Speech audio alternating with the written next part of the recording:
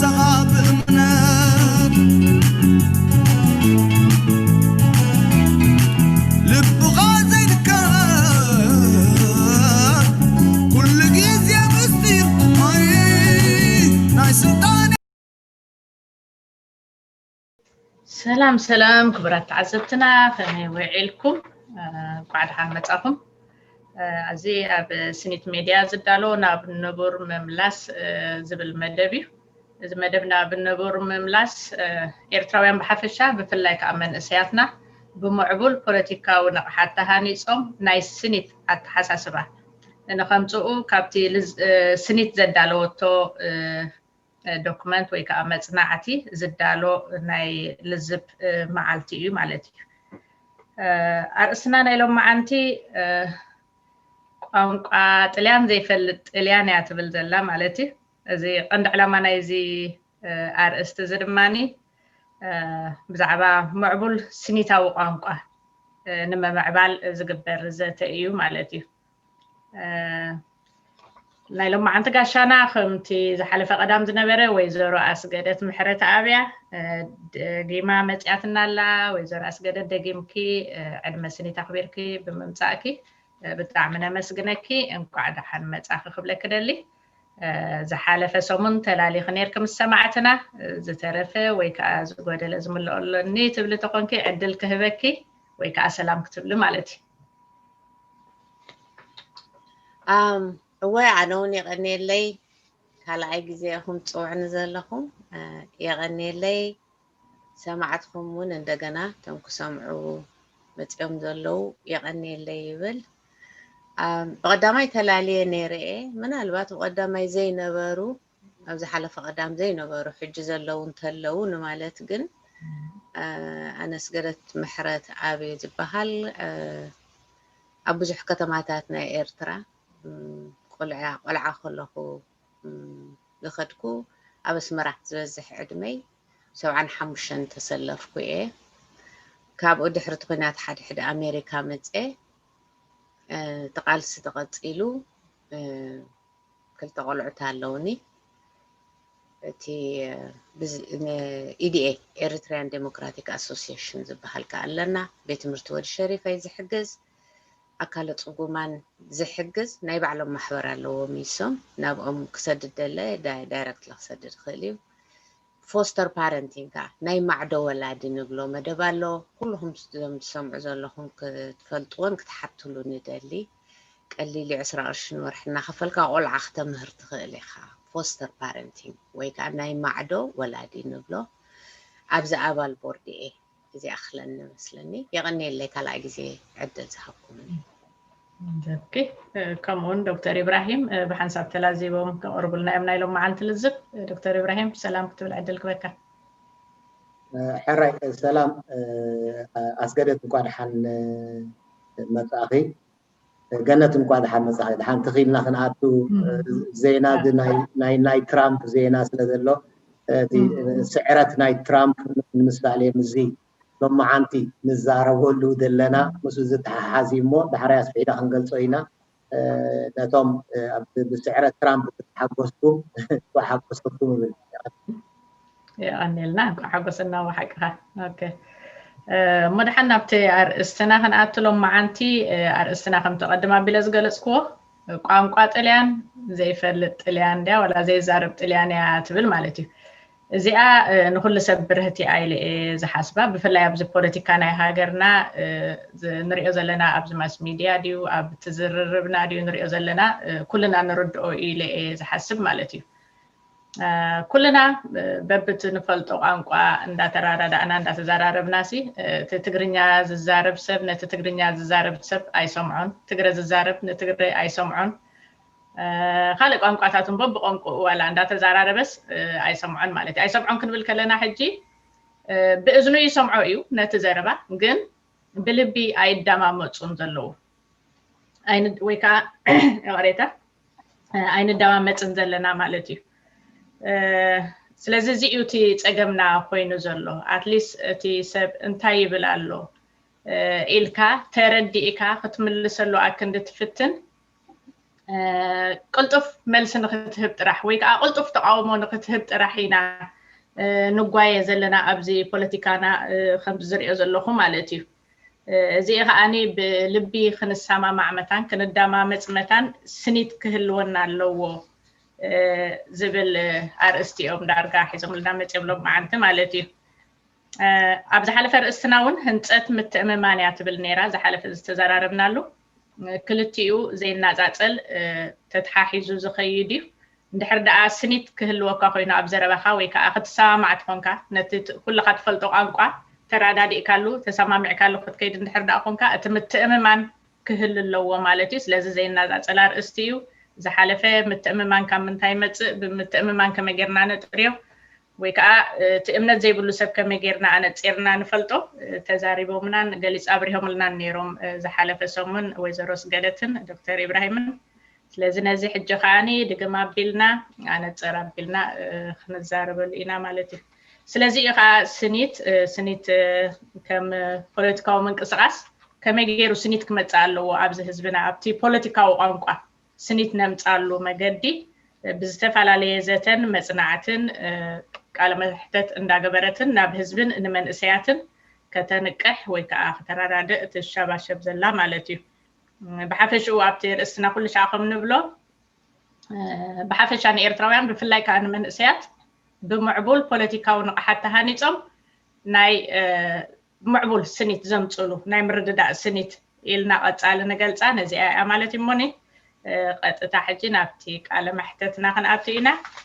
ብኡ ገይሮም ከዓኒ በቲ ሕቶን መልስና ኣቢልና ከብርህሉና ከፍትኑ እዮም ነዚ ተቐሪብኩም ትህልው ከዓ ተስፋ ንገብር ማለት እዩ ሕቶታት ወይ ርእቶታት ምዝህለውኩም ኣብ ኮመንት ፀሓፉልና ነቲ ዝሓለፈ ኣርእስቲ ዝተዘራረብሉ ንኽትሪእዎ እቶም ዘይረኣኹሞ እንተለኹም እውን ኣብ ዩቱብ ኣብ ሬድዮ ሲኒት ኤርትራ ዝብል ተመሊስኩም ክትሪእዎ ትኽእሉ ኢኹም ሸር ከዓ ምግባር ነቶም መንእሰያትና ንክመሃሩሉ ሸር ንግበር ማለት እዩ ኣብዚ ቀፂሎም ብኣርቀጥታ ናብ ሕቶታተይ ከኣቱ ናብ ወይዘሮ ኣስገደት ክጅምር ኣብ ፖለቲካውን ነቲ ኣርእስትና መላዘቢ ወይ ከዓ መጀመሪ ክኾነና ኣብ ፖለቲካውን ማሕበራውን ኩነታት ነናቱ ቋንቋ ኣለዎ ይበሃል እንታይ ማለት እዩ እዚ ኣብ ማሕበራውን ኣብ ፖለቲካ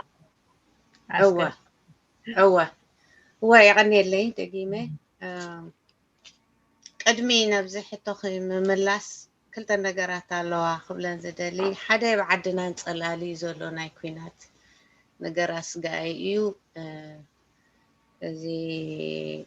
وقع نورو وقع انتريفو ناي سلام بزن نبلوزلنا اي مالتي حجون نبلوزلنا استحا حزيم ناي سلام قوانقو احمد سألنا منه هلا أبتي يوتيوب غيركم ما تزحلف زجبرنايو سي شرو بعقما تحقهم زبل سم قالن استيتي أو توعتها فلتكون دكتورة سجدت حق أخذ زبل صحف تحيفة ملايمو أنا دكتورة يكون زي سمعتهم كي جاجيو يبلي دكتورنا يبلي كالي بتي زغربنايو سي كلته أقدست زمسلاني نقرات الله أصلا زدلي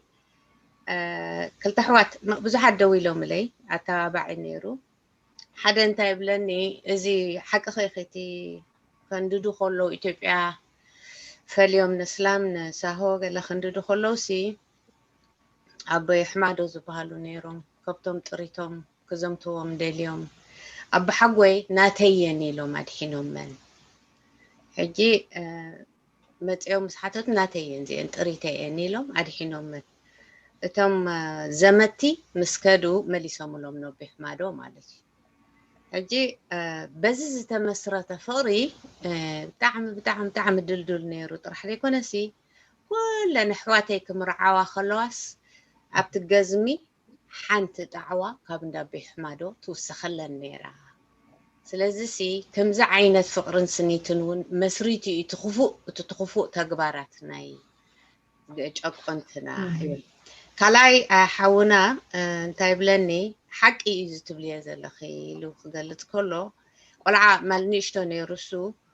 ተገፊፈን ተዘሚቶም ማለት እዩ ኣሳውርታ ሳሆ ዘ ኩሉ ዘሚቶም ናብ ከተማ እትዮም ቶም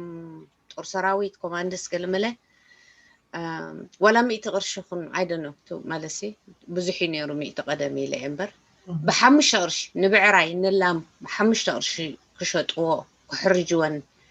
ኣብቲ ዕዳጋ ይመፁ እቲኦም ቤተሰብና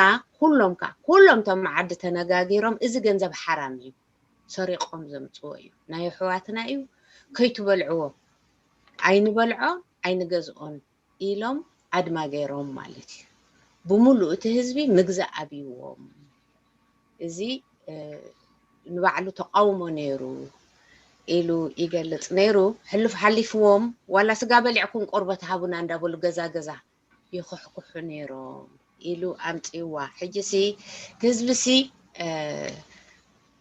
ሕጉሳይ ነበረን ከምኡ ክግበር ከሎ ብዓቕሙ ከመን ክቃወም ኣይንገዛእልኩምን ኢልዎም ኢሉ ምፅኢለይ እዚአን ክልቲአ ክንገራ ዘለዎን ካብቲ ታሪክና ኮይኑ ስለ ዝተሰማዓኒ ክጠቕሰን ደልየ ኦኬ ሕጂ ነፍታ ጉዳይ ክንኣቱ ዝኾነ ማሕበራዊ ኩነታት ናቱ ቋንቋ ኣለዎ ክበሃል ከሎ ስታይ ማለት እዩ ኢልከ ሓቲትክኒ ፖለቲካውን ማሕበራውን እወ ፖለቲካውን ነናቱ ቋንቋ ኣለዎ እሞ እንታይ እወ ማለሲ እቲ ማለት ባዕሉ ቋንቋ ስታይ ማለት እዩ እምበሪ ቋንቋሲ ደቂ ሰባት ነንሕድሕድና ንራዳድኣሉ ሓሳባት ይኹን ስምዒታት ንወሃሃበሉ እዩ ማለት ዲክሽነሪ ኸይድካ ርኢ ነይረሲ ብዙሕ ይገልጽዎ ማለት እዩ ግን እንታይ ኸይዱ ዝኾነ ማለት ቋንቋ ክበሃል ከሎ ናቱ ስትራክቸር ዘለዎ ናቱ ቅርጽታት ዘለዎ ሓደ ኮሚኒቲ ሓደ ሕብረተሰብ ዝዛረበሉ ማለሲ ኣብ ዓድና እንተ ኸይድካ ሕጂ ትግረ በሌን ሳሁ ትግርኛ ኩናማ እዚ ኩሉ ዘለና ማለት እዩ ቋንቋታት ሕጂ እቲ ሕብረተሰብ በዚ ኮሚኒኬት ንሕድሕዱ ዝራኸብ ማለት እዩ ንደቂ ሰባት ሕጂ እቲ ዝራኸበሉ ሓሳባት ጥራሕ ዘይኮነ ስምዒታት እውን ማለት እዩ ሕጂ እንታይ እቲ ስምዒታት እቲ ንኣብነሲ ናይ ፍቅሪ ስምዒት እንተሎ ናይ ፍቅሪ ቋንቋ እዩ ዝጥቀምቲ ህዝቢ እቶም ክልተ ዝራኸቡ ዘሎ ናይ ፅልኢ ተኾይኑ ናይ ፅልኢ ናይ ሕርቃን ናይ ጓሂ ናይ ማለሲ ኩሉ ሰላም ናቱ ቋንቋ ኣለዎ ውግእ ናቱ ቋንቋ ኣለዎ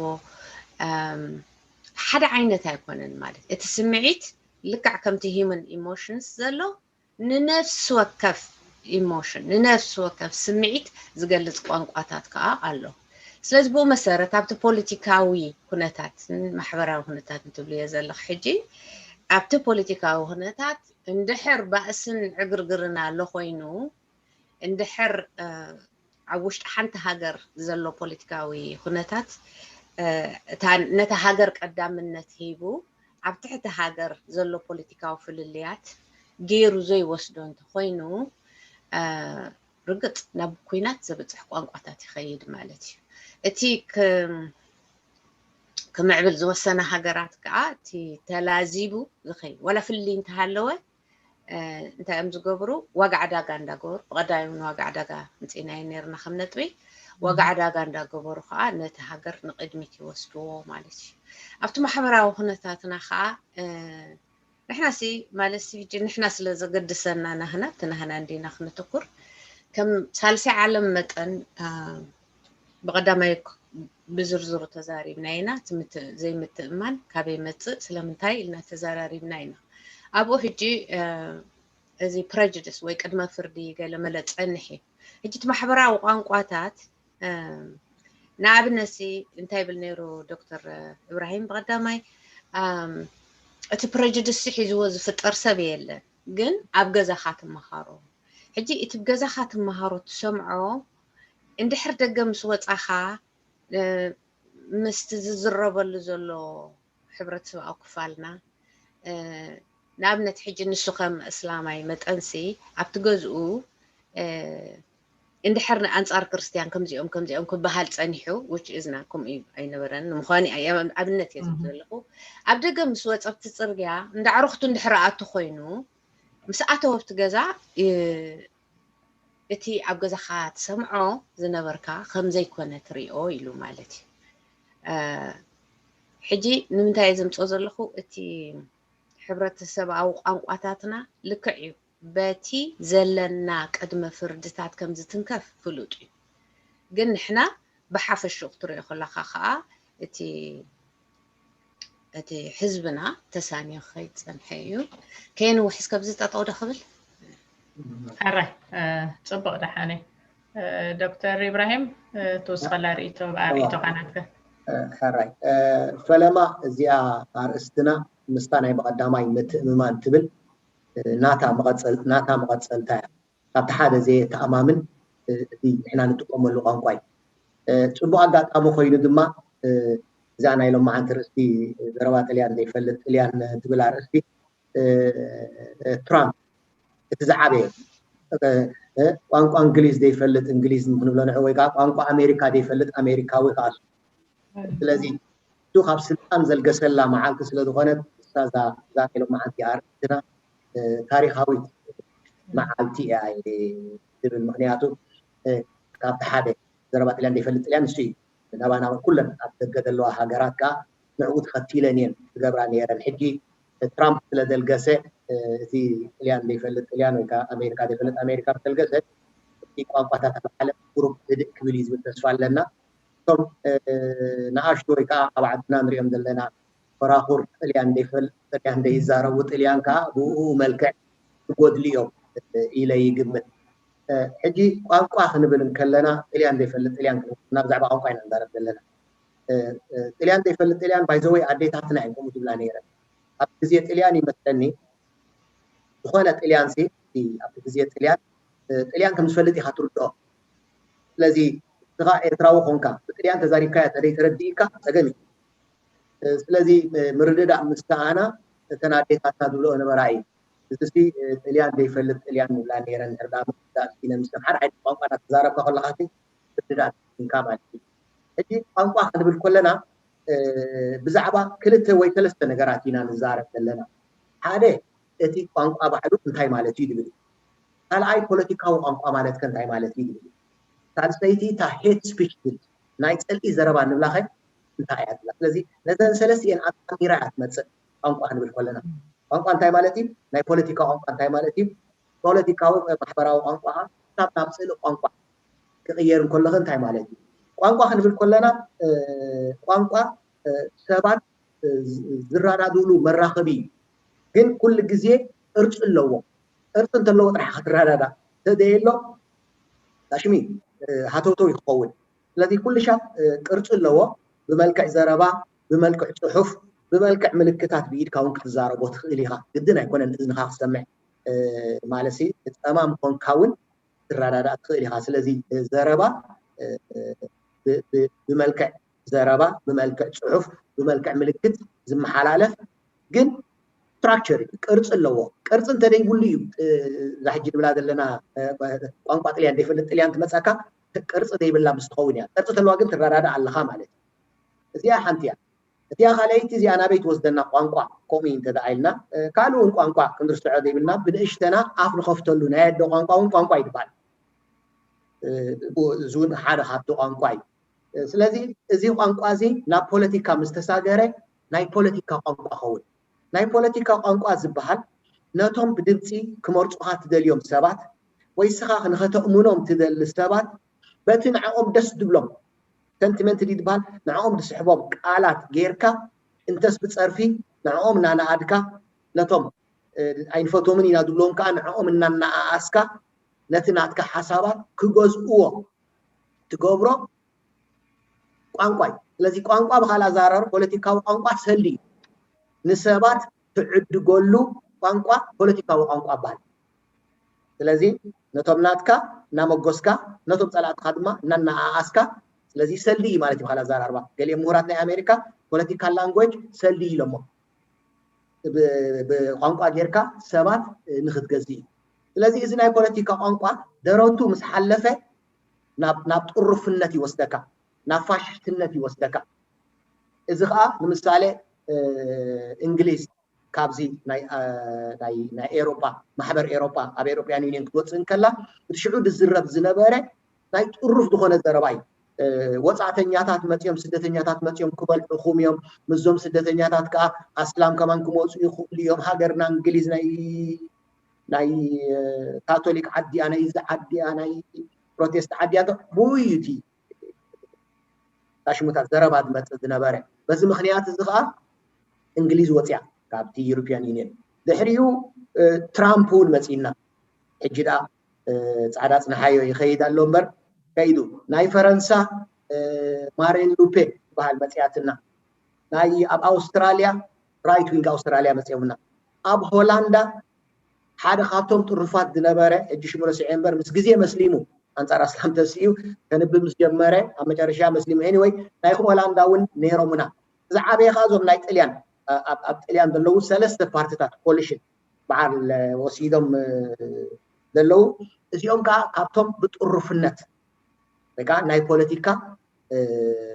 ዘረባ ዝዛረቡ እዮም እታ ሳልሰይቲ እታ ጥሩፍ ዘረባ ሄት ስፒች ትበሃል ግን ናይ ሎም ዓንተ ንስና ስለ ዝኾነ ኣብ ተኻላይ ሕቶታት ምጻተኺ ድዑኽ ታይ ቀንጤ አረ ያኔልና እታ ካልአይት ሕቶውን ትመስል ማለት እዩ ሕጅት ፖለቲካውን ማሕበራዊ ቋታት እንታይ ማለት እዩ ኢና አብሪህና ያዘለና ኣብ ኣኸላ ካሳ ኣብዚ ግዜ እዚ ኣብ ሶሻል ሚድያ ኤርትራውያን ዝጥቀምሉ ዘለዎ ፖለቲካውን ማሕበራውን ቋንቋ ከመይ ይመስል ኣብ ኤርትራውያን ኣብ ሶሻል ሚድያ ኣስገደትና ባኸ ከበለ እወ ኦኬ እዚ ብጣዕሚ ገዳሲ እዩ ንዓይ ተዛሪበሉ ነይረ ኣብዚ ኢንተርቪው ገረ ነይረ ምስ ኤሪሳት ኣብ ሓደ ፓልቶክ ሩም Eritreans for Justice ዝብሉን ገረ ነይረ ማለት እዩ ብጣዕሚ ኣሰካፊ ኢና ዓይሱ يحزن ብጣዕሚ ዝሕዝን እቲ ታሪኽና ናይ ጽልኢን ቅይምን ቅርፍንትን ጥራሕ ከም ዝነበረ ጌርካ እቲ ናይ ሓድነትን ጽንዓትን ናይ ፍቕርን ምትእምማንን ታሪኽና ከም ዘይነበረ ገይሩ ዝብገስ እዩ ማለት እዩ ማለት ኣብነታት ክነግረኩም ፀኒሐ ድናዮ ብሕማዶ ክዛረብ ፀኒሐ ማለት ወላብቲ ኣብቲ ግፍዒ በቲ ግፍዒ ምኽንያት ዝተመሰረተ ፍቕርታት እውን ነይሩ ማለት እዩ ብሓንሳብ ከዓ ተዋጊና ክንቶ ቀዳይ ዝገለጽናዮ ጉሂና ተሓጒስና ጠሚና ፀሊምና ስሒቕና በኺና ተሰዊዕና ሰንኪልና ሃገር ኣምፂና ማለት ኣብዚ ሶሻል ሚድያ ዝኸይድ ዘሎ ክልተ እቲ ሽግር ንዓይ ማለት እዩ ሓደ በቆንዱ እቲ ናይ ጽልእ ቋንቋ እዩ እቲ ካልኣይ ከዓኒ እቲ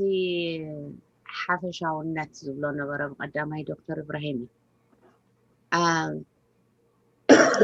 ኣነ ሕማቕ እንድሕር ተዛሪበሲ ከመይ በዓለ ገያዛ ስገደት ምሕረት ኣብሲ ከምዚ ኢላ ኢልካስ ናተይ ጥራሕ ጌርካ ከምደ ዝግለጽ ጥር ኢልካ ኣነ ኣበዩ ሃይማኖተይ ኣበዩ ኣውራጃይ ኣበዩ ኢልካ በቃ ንኹሉ ናይ ኩሉ ጌርካ ምውሳድ እዩ ማለት ሕጂ እቲ ጌጋ እዚ እዩ ሓራይ ብጣዕሚ ዝሕዝን ንሕናሲ እቶም ናእሽቱ ከምዚ ንስኹም ትብልዎ ማለት በቆንዱ እቲ መደብ ንመንእሰያት ናይ ስኒት ቋንቋ ክምህር ኢሉ እንድዩ ስኒት ገብሮ ዘሎ እዚ እዚ ፀገም እዚ ከም ዘሎ ንፈልጥ ኢና እቲ ዝያዳ ዘጉሂ ግን መሃርቲ ክኾኑ ካብ ዝግብኦም ኣቦታትና ከመን ሕማቕ ዘረባ ትሰምዕ ማለት እዩ ሕጂ ኣብ ሶሻል ሚድያ ዝኸይድ ዘሎ እቲ ንዓይ ዝረኣየኒ ቀንዲ ሓደ መሰረት ዘይብሉ ማለት ነታ ኩነታትና ከምታ ዘላታ ኦብጀክቲቭ ዝኾነ ሚዛን እንድሕር ጌርና ብልክዕ እንድሕር መዚናያ ፍርቂ ናይታ ፍታሕ ምክንያቱ ፀገም ዝኸውን ዘሎ ገሊና መዓር ለኻኺና ሕማቕ ዝበሃል ኣይነበሮን ንብል ገሊና ኻ ዕረ ለኻኺና ጽቡቕ ዝበሃል ኣይነበሮን ንብል እዚ ክልቲኡ ጌጋ ኢና ከም ዘለዎ ንምዘኖ ትጽቡቕና እዩ تحمقنا خا حمقنا نمهارلو كم تتغسكو بقداماي ون قل صقمات نيرو خون خلي نيريو خا برقص مالتي نسو طرح حقنا ينبرن تاريخنا حجي اتتصقم زخون زلو ጫፍ ሒስካ أفلطو زي سنيو حنت تقصر نيرسي واي اسكمي حقي قبل نيري انتي يبل هاجر بسقتا ناي مهراتن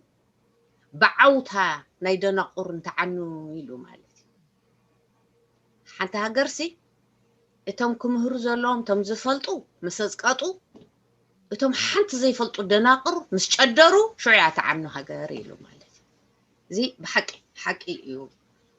نكون خيد زلنا خوين سمعنا عن خمان فرحنا مالتي سلازي على السوشيال ميديا خما يالو نزبل حتى فلقت زي سنيو كاب سمعيت زنقل حفشاونت يقبر قدما فردي يقبر كله تبقداماي تزاررمنا له زي متأممان زمص علوو ناي صل ቋንቋ يبقس دحراي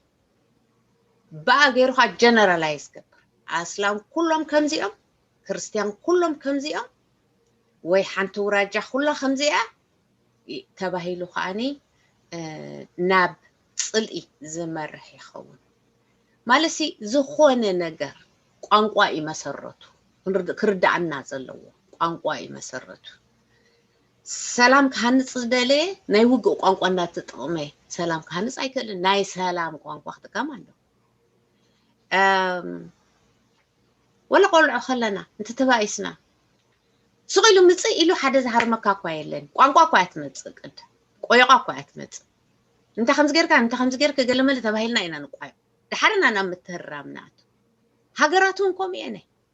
اي ذكركم من قداد غروኛ ام غرو برو غرو يم زبل خبلنا خلو تنهنا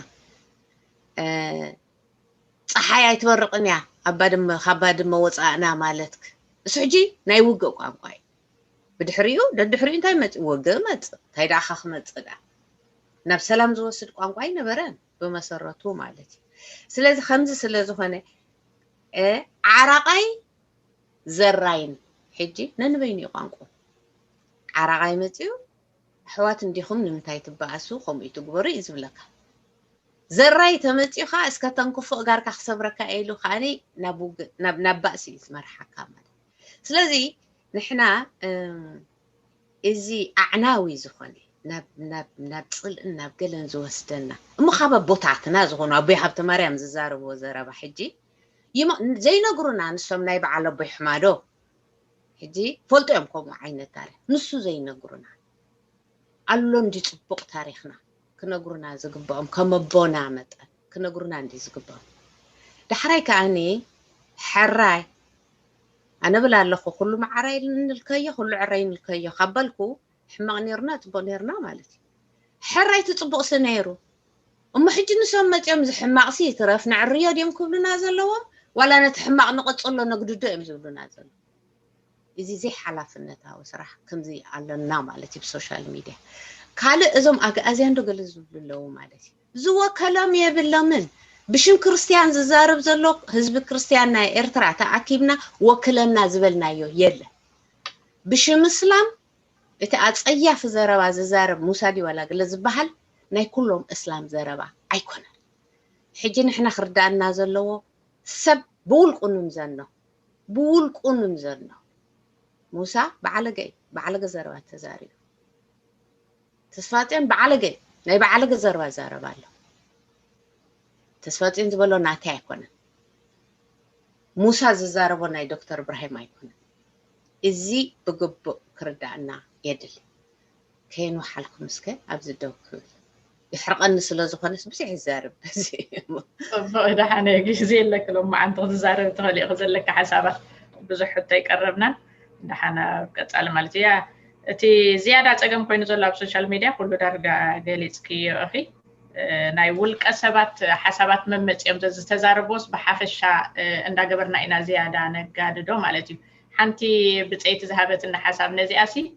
زيهم بقول قوم يوم تزاربو زلوا ጠርናፊ ወይ ከዓ ቀያዲ ሕጊ ስለ ዘይብሎም በበይኖም መፅዮም ዝዛረቡ ሞ ነቲ ህዝቢ ከዓ ፋሕ ይብልዎ ሕጂ ህዝብናሲ እቲ ተገዳስነት ወይ ከዓኒ ተደላይነት ኣብ ውድባት ናይ ምጥርናፍ ክፈልጥ ክኽእል ኣለዎ ሓንቲ ካብ ትምህርትኩም ጌርኩም እንተተብፅዋ ስኒት እውን ዝበለትኒ ሓፍትላ ማለት እዩ ዝኸዓኒ እንድሕር ደኣ ቅይድ ኮንካ ኣብ ሓንቲ ውድብ ወይ ከዓ ኣብ ሓንቲ ጥርናፈ እቲ ትዛረቦ ዘረባኻ እውን ሕማቅ ክኾን ከሎ እታ ውድብ ክጥርንፈካ በቲ ሕግታት ናታ ናይ መውፃዕቲ ሕግታት ዲ ናይ መእረሚ ሕግታት ዲ ገይራ ኖ እዚኣን ስጌጋ ኣኻ ተዛሪብካ በዚኣን ክትእርም ኣለካ ኢላ እውን ክትእርሞ ትኽእል እያ እዚ ጥርናፈ ዘይምህላውና እውን ዝያዳ ናብዚ ናብ ሶሻል ሚድያ ኣብ ሕማቅ ዘረባን ኣብ ፋሕ ምባል ኣብ ምብትታንን ዝኸይድ ዘሎ ዘረባሲ ዝያዳ ንኸምኡ የቃልዓና ኣሎ እሞ እቲ ጥርናፈ ኣብ ጥርናፈ ምእማን ወይ ከዓ ጥርናፈታት ናይ ውድባት ምህላው ክትጥዕ ኣለዎ ዝብል ርእይቶ ዝሃበትኒ ነይራ ሞ ኣብኣ ከለኹ እዚኣ ወስከብላ ኢለ እሞ ናብ ዶክተር ኢብራሂም እስከናባኻ ታርእይቶ ሕራይ ኣብዚ ሶሻል ሚድያ ናይ ሃገርና ሲ ንምንታይ እዚ ናይ ፅልኢ ዘረባ ወይ ኣብ ምንታይ ኩነታት ኣለና ኢና ክንብል ደሊና ኣስገደድ ንጥቀመሉ ዘለና ዘረባ ትብል ኣላ ናይ ብዙሓት ሰባት ከይከውን ይኽእል እዩ ግን እቲ ዓዊሉ ዝስማዕ ዘሎ ግን እቲ ናይ ፅልኢ ቋንቋ እዩ ከምኡ ከብለካ ዝኽእል እንታይ ብዙሕ ግዜ ኣብ ናይ ፅልኢ ቋንቋ ዝጥቀሙ ሚድያታት ብዙሓት ሰባት መፅኦም ክሪእዎም ትርኢ ኢኻ ናይ ህውነት ናይ ስኒት ቋንቋ ዝዛረቡካ ብዙሓት ሰማዕቲ ከይህልዎም ይኽእል እዚ ኣብቲ ናይ ወዲሰብ ናይ ተፈጥሮ ስሕበት ዳ ይኸም ዝገብር ዘሎ እምበር እቶም ናብኡ ከይዶም እዩ ነቲ ጉዳይ ይሰማምዑሉ እዮም ማለት ኣይኮነን ኤኒዌይ እንተ ደኣ ርኢኺ ኣብዚ ሶሻል ሚድያ ኣብ ንሪኦ ዘለና ካበይ መፅኡ እንተ ደኣ ኢልና እታ ሓንቲ ብቐዳማይ ዝተዛረብና ኣላ እታ ፕሪጁዲስ ዝበልናያ እያ ፕሪጁዲስ ማለት ከዓ ቅድመ ፍርዲ ንሓደ ሰብ ብዘይከውን ብዘይቁኑዕ ብዘይ ምኽንያት እኹል ኣፍልጦ ደይብልካ እንከለኻ ክሳብ ፅልኢ ዝበፅሕ ምንኣስ ክገብረሉ ከለኻ ካብ ምንታይ ተበጊስካ ኢልና ብቐዳማይ ካብ ሃይማኖት ናቱ ከም ናትካ እንተደይ ኮይኑ ዘርኢ ናቱ ከም ናትካ እንተደይ ኮይኑ ቀቢልኡ እንድኡ ከም ናትካ እንተደይ ኮይኑ ፆትኡ ዕድሚኡ ዜግነቱ ኣውራጃውነቱ ከም ናትካ እንተዘይ ኮይኑ ማሕበራዊ ደረጃኡ ከም ናትካ እንተደይ ኮይኑ እስኻ ሃብታም እሱ ድኻ ወይ እስኻ ድኻ እሱ ሃብታም እንተ ደኣ ኮይኑ ወይ ከዓ ብናይ ፖለቲካ ፀግዒ ናቱ ናይ እከለ ውድብ እዩ ናይ እከለ ተኣሽሙ እዩ ኢልካ ካብዚ ዝብገስ እቲ ናብ ፅልኢ ዝወስድ እዚ ተሓሳስባ እዚ እንተ ደኣ ፀኒሑካ ኣብ ርእስኻ ናይ ፅልኢ ቃላት ክትጥቀም ቀሊል እዩ ነዚ ኸ ኣብዚ ናይ ኤርትራ ናይ ሶሻል ሚድያ ንሪኦ ዘለና ታሽሙ ካብቲ ዝነበረ ቅድመ ፍርዲ ንዓይ ዘይመስል ሰብ ኩሉ ጌገኛ እዩ ዝዓይነቱ ወይ ንዓይ እንተደይ መሲልኩም ኩልኹም ጌገኛታት ኢኹም ዝዓይነቱ ኣተሓሳስባ ንርኢ ነርና ብቐዳማይ ከዓ እንታይ ኢልና ተዛሪብና ነርና ናይ ፅልኢ ቋንቋ ወይ ከዓ እዚ ናብ ዕሙት ፅልኢ ዝወስድ ቅድመ ፍርዲ ኣይትውለዶን ኢኻ ትመሃሮ ኢኻ ኢልና ነርና ኦኬ እምበር ኣብዚኣ እንተና ተሰሚዕና ሄት ስፒች እንታይ ማለት እዩ ናይ ፅልኢ ዘረባ እንታይ ማለት እዚኣ ክንፈልጣ ምእንቲ ናይ ፅልኢ ዘረባ ማለት ንሓደ ሰብ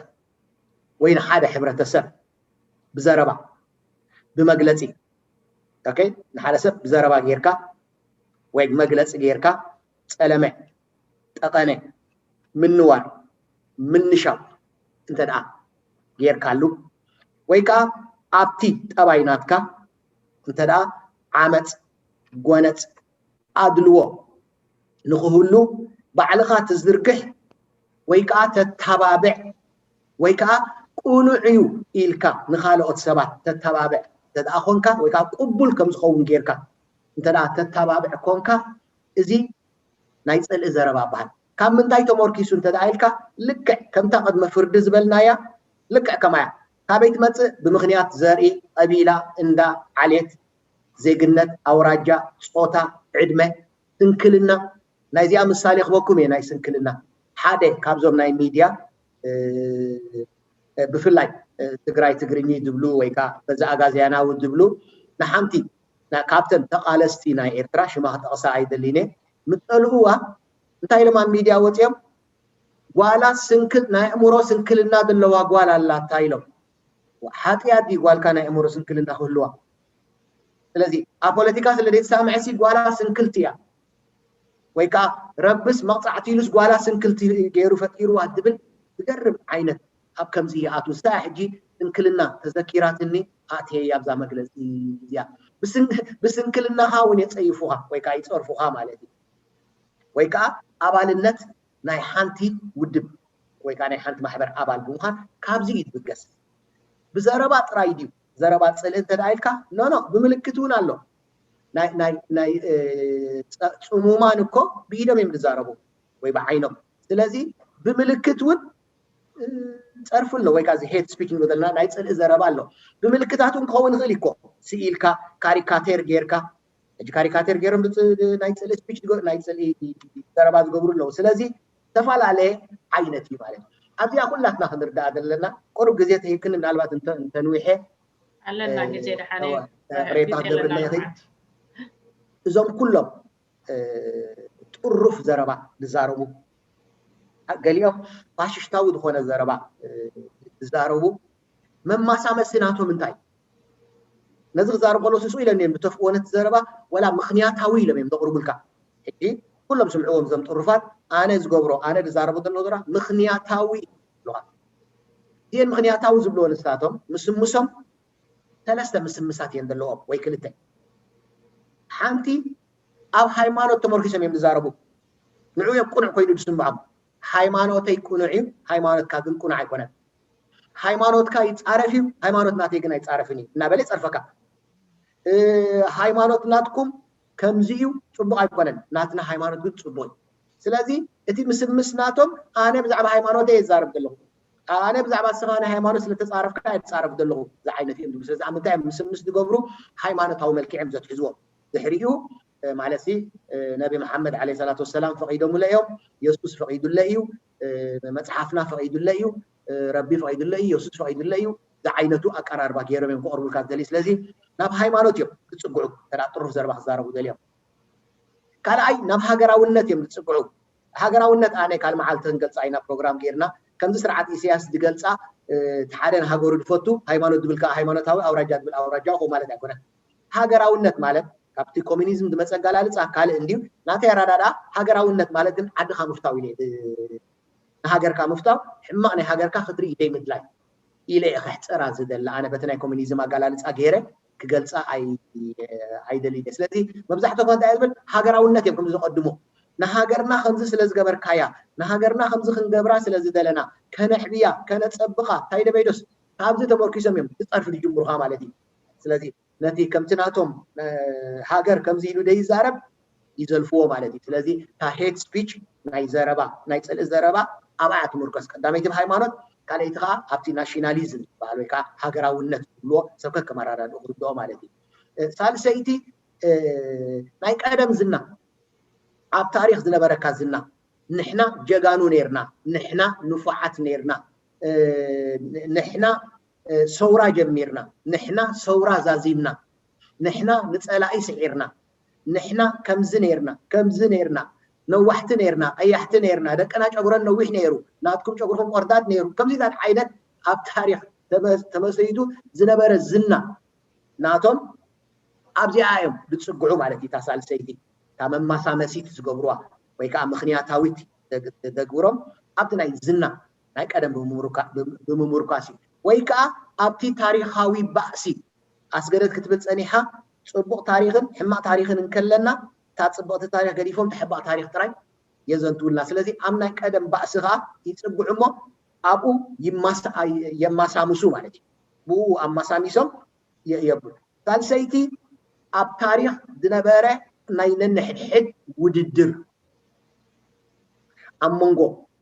ክልተ ሃይማኖታት ክኸውን ይኽእል ክልተ ባህልታት ክኸውን ይኽእል ክልተ ኣውራጃታት ክኸውን ይኽእል ክልተ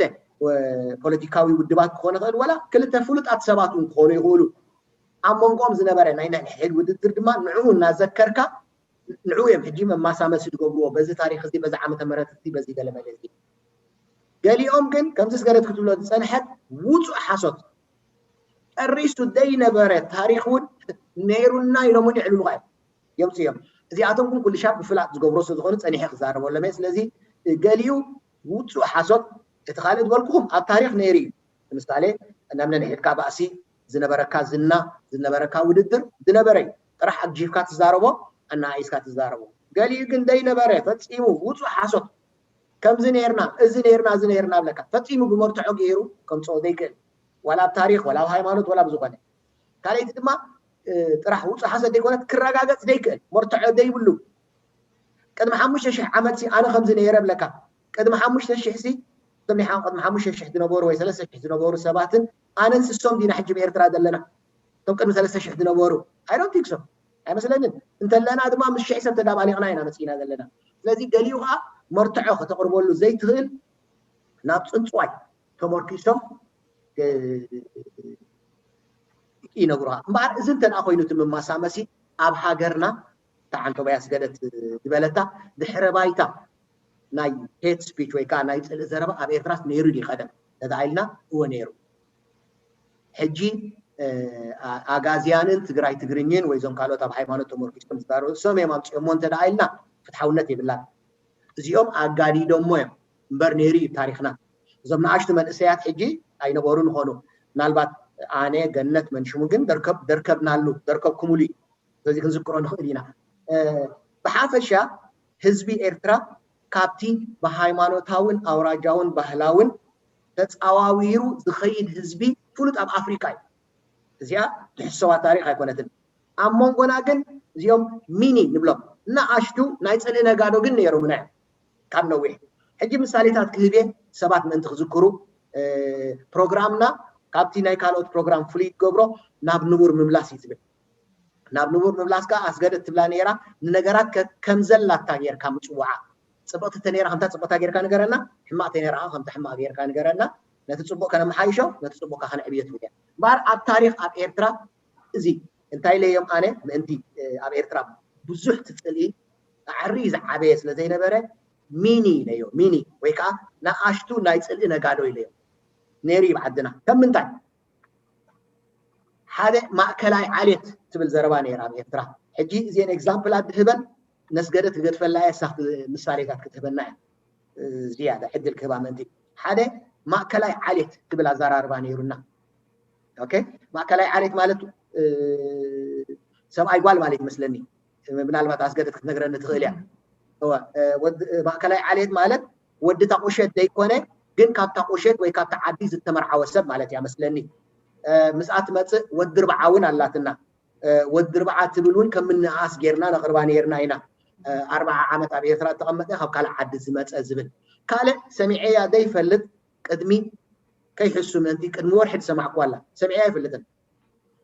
እንታይ ትብል ወዲ ሄዋን ዝበሃል ፀርፊ ኣሎ ኢሎምኒ ብዓፉ ክዛረብ ዝሰማዕክዋ ናይ ኣጋጣሚ እቲ ወዲ ሰራየ እዩ ወዲ 15 ዓመት ቆልዓ እዩ ማለት ክዛረብ ዝሰማዕክዎ ማለት እዩ ኣነ ኣብዚ ናይ ረፊጂ ብዙሕ ስለ ዝሰርሕ ብዙሕ ሰምዐ ወዲ 15 ዓመት ቆልዓ እዩ ወዲ ማይ ምነ ኢሉ ካብቲ ሓደ ፀገማቱ ክገልፅ እንከሎ ንዓይሲ ወዲ ሄዋን ኢሎም ይፀርፉኒ ኢሉ ኣይተረዳእትን ሓቲተ እንታይ ማለት ወዲ ሄዋን ወዲ ሄዋን ማለት ኢሉኒ ካብ ኣዴኻ ካብ ቁሸት ናይ ኣቦኻ ወፂኻ ኣብ ቁሸት ናይ ኣዴኻ ወይ ከዓ ኣብ ዓዲ ናይ ኣዴኻ ተራ ተዓብለኻ ኮንካ ወዲ ሄዋን ይብሉኻ ከምዚ ወዲ ጓል ማለት እዩ ከምኡ ነይሩ ማለት እዩ ናይ ቀደም ምናልባት ሕጂ ስኻትክን ክትገልፃለይ ትኽእላ ኢኽን ካልእ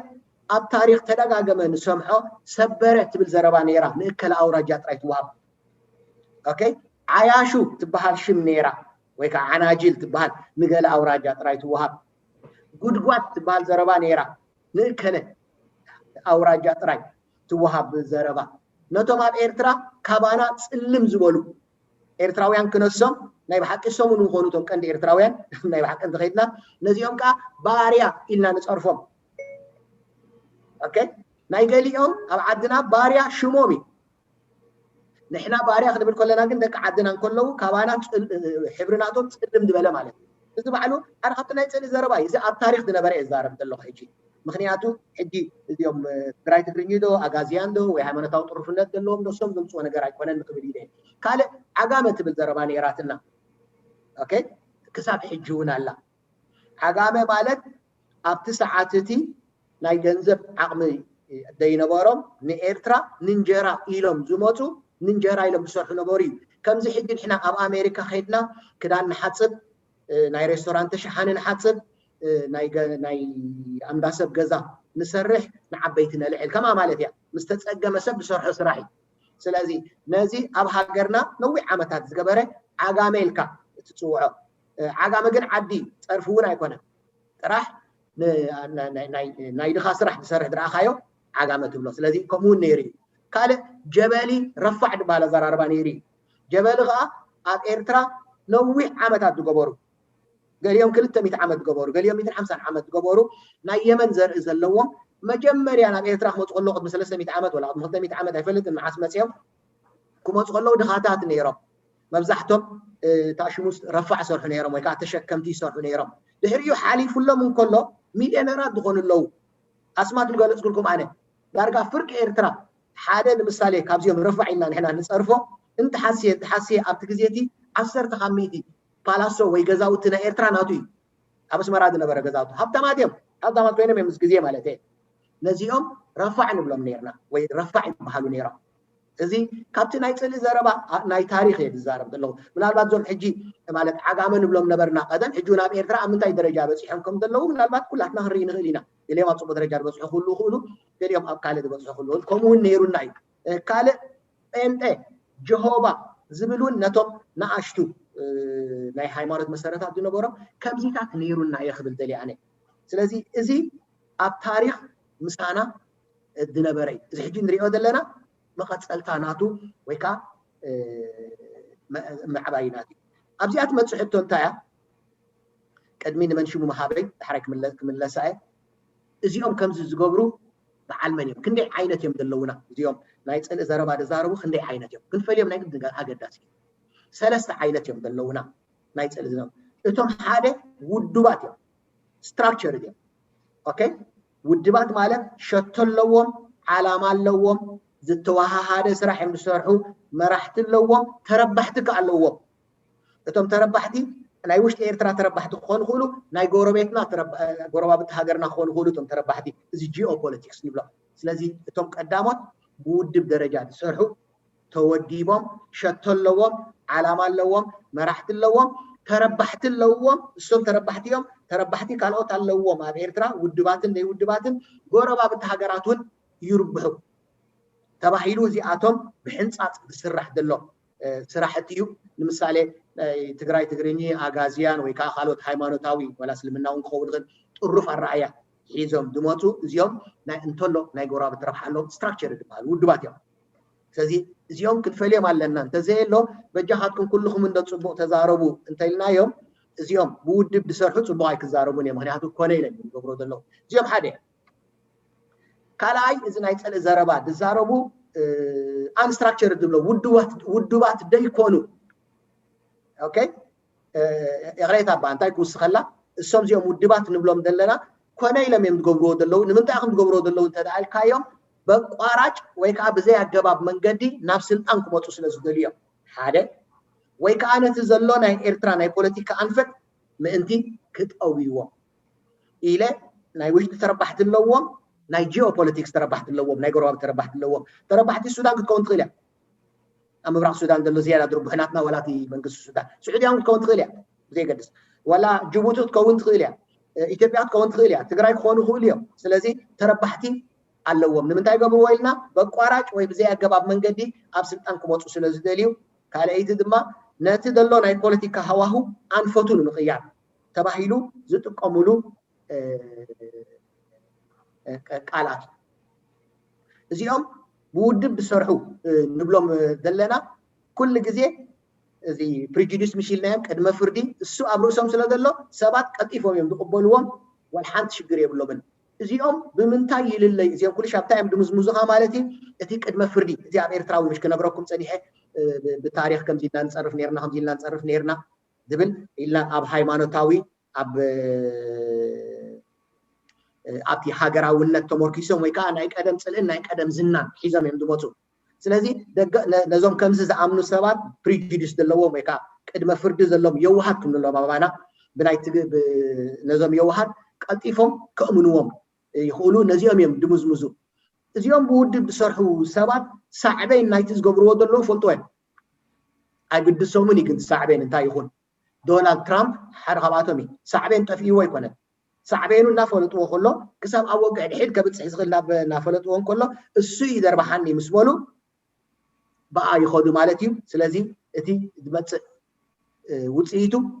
ايقدسومني فولتيم ولا نيجاتيف يكون تامزيوم قمارتنياتاتهم طلع يمصاتو اغاطامي طلع انحر دابليعم يمصو بسلطان تتبليعم دما يخدو بسونكم ملايين سب ندفع هاجر تبتن هاجر تعلو كندزي اون تكون معهم ايتسمع مني زيوم اتم حاده اتم تاشمو نبلم دلن كالاي زيوم بستراكشر بسرحو ወይ ካብ ውድብ መንገዲ ዝሰርሑ ገሊዩ ዝዛረብዎ ኣብ ታሪክ ኣብ ሃይማኖት ኣብ ናይ ቀደም ዝና ወይ ከዓ ኣብ ናይ ቀደም ጽልእ ኢኮኖሲ ውጹእ ሓሶት ይብሉኻ ኣነ ሓንቲ ምሳሌ ክህብ ገለድ ምሳሌ ካብዞም ትግራይ ትግርኝ ንብሎም ይብሉኻ ናትና አይኮን ናትና አርማ ሃፄ ዮሐንስ ይብሉኻ ምክንያቱ ሃፄ ዮሐንስ ናይ ትግርኛ አርማ ይብሉኻ ሃፄ ዮሐንስ ከ ኣብ ቤተ ክርስቲያኑን ኣብ ቤተ መንግስቱ ቋንቋ ትግርኛ ተዛሪቡ ይፈልጥኒ አምሓርኛ አይ ሀገራው ቋንቋናቱ ስለዚህ ዚያ ውጽት ሓሶት ወይ ውጽት ማለት ታሽሙ ደይብላ ርክብ ደይብላ ቋንቋ ትግርኛ አይሉ ዘይፈልጥ መራሒ ናይ ትግርኛ